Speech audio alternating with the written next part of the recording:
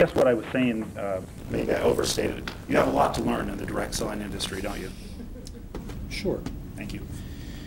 And if I were to go down a list of companies, you tell me if this company does or does not require the purchase of an at-cost sales kit. Amway. Yes, I believe they do. Mary Kay. Yes, I believe Shackley. they do. Yes, I believe they do. Avon. Yes, Avon does. Tupperware. I don't know about Tupperware. Maluka. I don't know. You don't even know who they are? No. Do about $500 million a year in the direct selling industry. Mm-hmm. You know what they do? No, I don't. Okay. You know of any major direct selling companies that don't charge basically an at-cost sales kit? No, I don't. Okay. So it's fair to say it probably is universally recognized, to your knowledge. To my knowledge, most direct selling firms charge or offer an at-cost sales kit. And in doing so, TravelMax follows in the pattern of all of those companies. Be consistent with it, yes. Okay.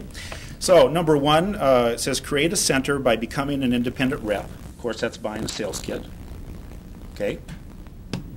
Okay. You would agree that the only charge to be a distributor is to buy an at-cost sales kit. Right. As a matter of fact, Dr. Keefe, that comment, the only cost to be a TravelMax distributor is the purchase of an at-cost sales kit occurs no less than 6 times in the distributor agreement and policies and procedures, does it not? I didn't count them, but it was there. That rings a bell. Yes. We counted them. Take my word for it. Oh, okay. Well, sure. Okay. We've annotated it and marked them. You want to look at them? No, I will take your word for it. Okay. Along with that statement is that no product purchase is necessary other than the purchase of an at-cost sales kit. That's how it's phrased throughout, is it not? Okay, yes. Mm-hmm. Which is typical of leading legitimate direct selling companies. Yes, we just agreed to that. Okay. So I, as a consumer who was thinking about getting into this opportunity, I would either have to be illiterate or I would have to have not read the distributor agreement policies not to get that point. Okay. Thank you. There's some reason for not getting it. Okay. Now, it indicates that basically then you have to, in order to qualify, you need to basically, business center, you need to achieve $800 in personal sales volume. That's correct. Very typical of every major direct selling company. Am I correct? I'm not sure about in terms of the numbers, but I would say that you have to generate a level of sales volume. I agree with that. That's right. As a matter of fact, if we were to use your chart. The red one works better.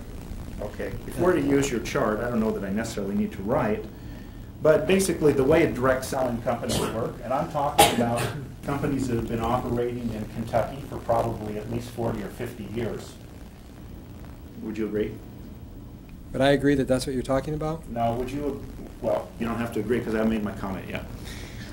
Would you agree that basically when you join the companies, you buy an at-cost sales kit? Yes. Okay. And would you also agree that basically, although the compensation structures may vary, the way you basically achieve success in the program is through personal volume and through group volume achievement? They go through different names, yes, different labels in different companies, but it's in generic terms. It's in generating volume is what generates commissions. Yeah. And you have to do certain minimum personal volumes. For instance, in many typical companies, you have to do like to get to a certain level, you have to achieve let's say $2,000 accumulated personal volume.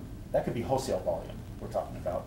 Okay. And you may have to do a minimum, let's say $100 a month in minimum wholesale volume. That's not unusual, is it? That seems reasonable to me. And then, of course, you have an organization. It could be 10 wide or it could be 2 wide, as here. And basically, how you get paid is then a condition of the volume, the group volume down here. Yes, is that correct? That's my general. And you move up through the program up from, consultant to diamond to gold poobah by basically by those volumes. Yes. So there is an incentive in every direct selling program to have personal wholesale volume, correct? Yes. That doesn't make it a pyramid, does it? No. Doesn't make it a non-retail direct selling company because there's an incentive to have personal wholesale volume. No. And No. no. Nor does it make it a pyramid because you have to have group volume below you. No. No. And all of these companies, basically, all of these companies as a general matter, they track the volume based upon the sale to the distributor, that is the wholesale sale. Sale may be then marked up, sold to a customer, or maybe personal use. Is that correct? It could be sold to a customer, meaning you mean someone outside the system? It could be sold, and again, different organizations move their product differently. It could be sold to someone in your downline. It could be used by yourself or disposed of in some other way. Nothing wrong with that. No. Nothing wrong if the TravelMax distributor buys the VIP for himself and uses it, right? If you mean wrong, do I consider that a retail? Well, No. I said, is there anything wrong with it from a business standpoint? no. No. You would consider it inappropriate if a distributor had bought 100 of these and then put them in his garage. That would be inappropriate. I would immediately wonder what the incentives were to do that. Yes. That would appear a product that didn't get used by somebody, or a product that was sold in excessive amounts to a distributor would be called inventory loading. Is that correct? That's my general understanding of it. No evidence of that in the TravelMax program. Do you have any evidence that a distributor bought 100 of these and put them in his garage? No, I'm a little uncomfortable with part of your phrase earlier on.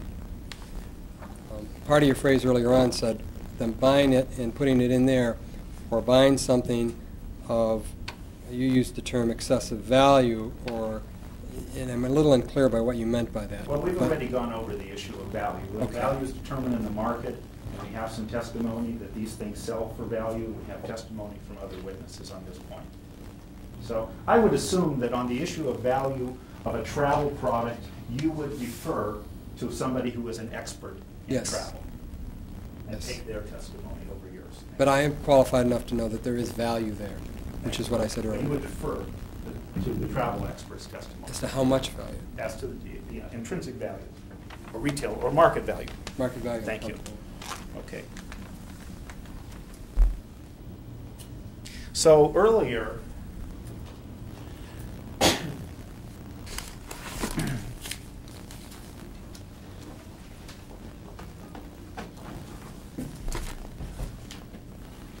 Dr. Keep, earlier you said, the incentive exceeded in my mind any notion as to the value of the pack. But in actuality, you have to concede now that really value is determined by the marketplace, and you've conceded that value basically is perhaps better passed on by somebody else who has expertise. No, and here's why. Because if I agree that the value in the pack is $500, then I suggest my conclusion is the same, that the incentive to buy the pack far exceeds the value in the pack. Well, this sounds like something ethereal to me. The incentive, you mean floating around in the air? Oh, no, the financial The incentive. value of the pack is the value of the pack. And why somebody buys the pack, you don't know. Yes, I do. You do not. Did you talk to any of the distributors who bought these packs? I do based on behavior, Yeah. which I believe is the best indicator of market Any performance. possibility, Dr. Keith, that the distributor bought it because it was valued at what the market values it at? Absolutely. Thank you.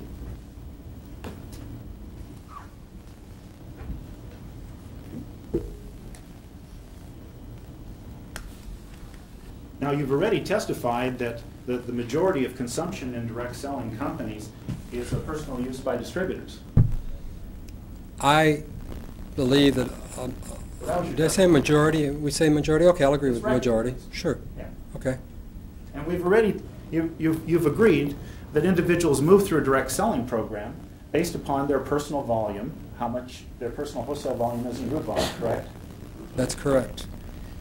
When you say move, I'm a little uncomfortable with Yes. that term, move. Well, they get commissions and they move up in the program. They get commissions based on the volumes they generate by their activities. Now, by that analysis, Dr. Keep, that would make every direct selling company, Amway, Shackley, Mary Kay, all of them pyramids, because the incentive to buy the Amway products, what was your words? The incentive exceeds, in my mind, any notion as to the value of the products, because it came along with a business opportunity. Isn't that what you're saying? Yes. You're saying that Amway, Shackley, Mary Kay are all pyramids? No, that's not what I'm saying. I'm saying you added a lot to that question. At first you said, is it true that these kinds of businesses, that people move up based on volume and that there's an incentive to build volume? I agree with that. You then asked me, you connected my earlier statement, which was that there was a strong incentive to buy the packs that far exceeded the value of the pack, to the incentive that the people at Amway or Shackley have to buy the products and to engage in the business of being an Amway and Shackley. I don't agree with that connection. Well, you've indicated basically that you're concerned about economic incentives that drive people to buy products in multi-level marketing companies. Is that what you've said? Yes. Okay. But there are economic incentives in all direct selling companies to buy products either for resale or for personal use. Yes. And there are economic incentives in TravelMax as well. It's no different than any other to buy these products, which we've already recognized are viable products for personal use or for resale. There are incentives to do that, yes. I think what you're saying is you think that the incentives are too much. No, what I'm saying is the incentives are misdirected. And you say all of this without ever having talked to one TravelMax distributor, without ever having gone to one TravelMax meeting, and without ever having talked to anybody at TravelMax. I read 2 transcripts of meetings and watched one on tape and looked at presentations by audio and video presentations by TravelMax with regard to becoming part of the organization. Now, you told me, Dr. Keith, that you told, I think, Mr. Turner, I think you said that as you read the materials, the focus was the real opportunity to make the big money is on moving these packs and not to be involved in travel. I believe that was your word. Yes. The real opportunity. Okay. I'd like to hand you the TravelMax manual. I'd like you to show me in there where it says the real opportunity to make the big money. It doesn't say that. It doesn't say that anywhere. That's my analysis of it. That's your opinion. Well, that's your conjecture. There is a statement made in the tape we saw yesterday. I didn't ask you that. I asked you. Your Honor, the witness should be allowed to state the basis upon which his response was made, as opposed to counsel being responsive to the question, Your Honor. Okay, I believe he's admitting that he didn't find it in any of the written materials of TravelMax. That's correct? I think the witness was also indicating that he did find that someplace, and that being in the It was presentation. at that meet. It was at the off the tape or something, wasn't it? That's correct. Yeah.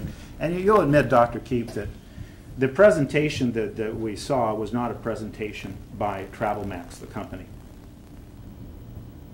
I don't know who those people were or who they worked for. My impression was that they were our independent representatives. Well, I don't think there will be no evidence that any of those individuals are TravelMax employees or officials. I'll believe you. You'll accept that. I'll believe you, I guess. So what you may have had there is you may have seen a presentation. And of course, as I looked at the presentation, I don't know, did you see the transcript? Is that exhibit number 2, your exhibit? Of the September? There are two transcripts, I believe they're identified as Plaintiff's Exhibit 2 and Plaintiff's Exhibit 3. The meeting of the 24th, of course, we didn't get a transcript of everything that occurred, but we got it almost up until the end. It was about 22 pages that we got. And I didn't see the word, as a matter of fact, the first 20 pages were just talking about the glorious world of travel and how you can make money in the travel industry. Isn't that not correct? That's correct. Matter of fact, until I think about the last page, page 22, I think out of 22 pages, do they even mention the compensation plan, and does the word TriPack ever occur? I'd have to check my, It wouldn't surprise you, though, would it, if that's... You want me to show you the transcript? I don't know if the last 2 pages, but I would agree that the very large portion of it was directed towards travel. Yes. As a matter of fact, where is the...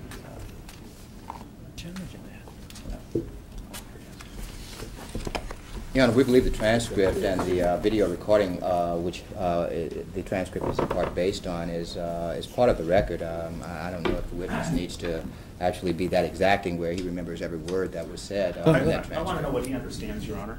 Okay, is it your understanding that travel was the primary talk in this presentation? In terms of primary, the bulk of discussion, yeah, especially in the beginning. Yeah. As a matter of fact, I'm looking at up till the first time I ever see the comp plan talked about is on page 22 out of, well, there's only a few lines at the top of page 23. But until then, all we're talking about is travel and passing out your card and getting people to travel. Is that not correct? Okay, well, I'd need to go back through it, but I accept that. Well, can you find anything for me up to page... If you'd like me to look through it, I will. Yeah, go ahead. Let me ask you this. Were you basing any of your opinions on the fact that more discussion was about compensation in that meeting? I guess what I'm asking is, are we getting into an area we don't need to get into? No, my opinion was based on incentives, not on how much of the time in the meeting was spent doing what. That's what I would have assumed. We're looking, well, what I'm trying to get at, Dr. Keep, is we're looking at a bit of a micro picture, a little meeting in a little hotel. Your Honor, let me correct the records. We're talking about several meetings at several hotels, Your Honor, I would... as reflected in the I would transcript, appreciate... the testimony, and the video recording. I said what I'm talking about. I didn't say what the record That's said. what we are talking about. Your Honor, I don't think editorializing is really appropriate. If he has I an agree. objection, he should make objections. Right. You may ask the witness what he is referring to, whether it's one meeting, 2 meetings. I mean, if you want to narrow that to Well, no, because I was going a different direction, Your Honor. All right. What I'm referencing is we have a picture. We had a picture in this case from the state side of, you know, a meeting or a couple meetings, a few of these breakout sessions one-on-one, but we don't really get the big picture at this meeting of what the macro picture of what TravelMax, the corporation, is doing in the United States, do we? I had access to brochures put out by TravelMax that described the same compensation program that was outlined in the transcripts I reviewed, which caused me to believe that what I was seeing in the transcripts was similar to what the company was doing. At no place in any of the company's materials are any earnings representations made. Is that not correct? There are examples. No, there is an explanation of how the plan works, but I would defy you to find any earnings representations or hypotheticals in the company materials. Your Honor, Would you let me finish, please? Would you disagree with that statement? I would have to refer back to the material I went through. Can you think of any at this point in time? I cannot think of a specific, refer to a specific promotion brochure that described a hypothetical earnings. Thank you.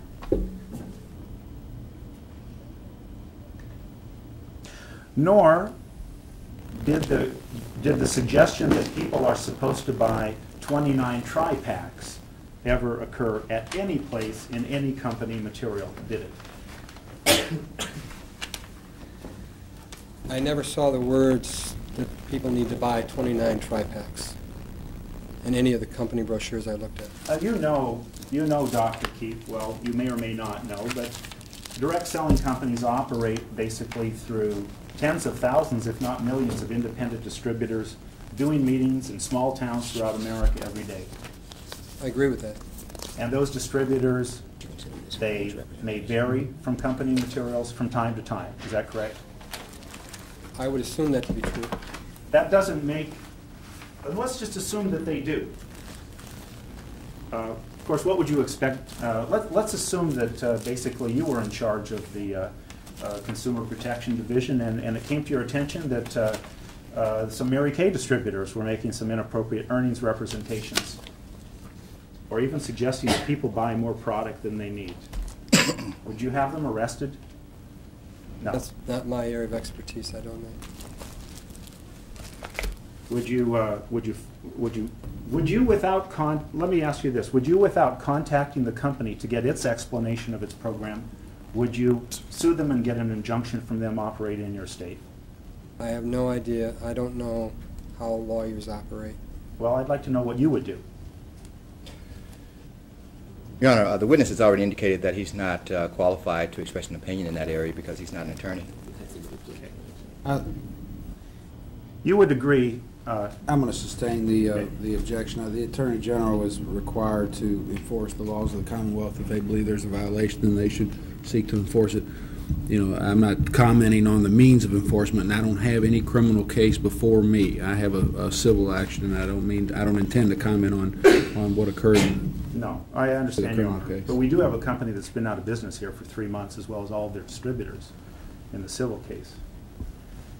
Of course, you would agree that closing down a company and arresting its distributors, from a marketing professor standpoint, could be somewhat of an impediment to the marketing future of that company. I would agree with that. Could have a major impact on its suppliers, on how they view the company. Depending on how the whole issue resolved, may or may not have a major impact. Some companies have had very negative things happen to them, and because of the way they handled those things, for example, the Tylenol case or something, they came out looking pretty like they did the right thing, so to speak. Okay. Dr. Keep, what I was moving toward is we were looking at a bit of a micro picture here when we're just looking at some local presentations and statements by individual distributors. Are we not?